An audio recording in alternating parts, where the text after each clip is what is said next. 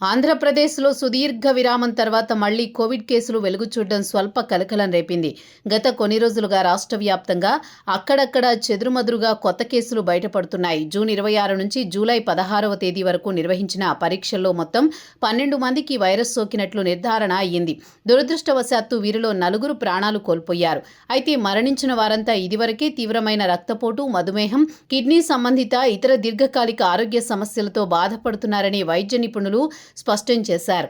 ఈ మేరకు వైద్య ఆరోగ్య శాఖ కార్యదర్శి, ఆరోగ్య కుటుంబ సంక్షేమ శాఖ కమిషనర్ వీరపాండియన్ ఓ అధికారిక ప్రకటన విడుదల చేశారు.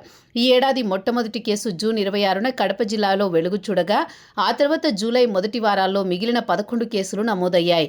ఈ మొత్తం బాధితుల్లో 2 వ్యక్తులు ఇదివరకే కోవిడ్ సోకిన రోగులతో సన్నిహితంగా మెలిగినట్టు అధికారులు గుర్తించారు. జిల్లాల వారీగా చూస్తే కడపలో అత్యధికంగా 8 కేసులు, గుంటూరులో, విశాఖలో, కాకినాడ జిల్లాలో ఒక్కొక్కటి చొప్పున కేసులు నమోదు అయ్యాయి.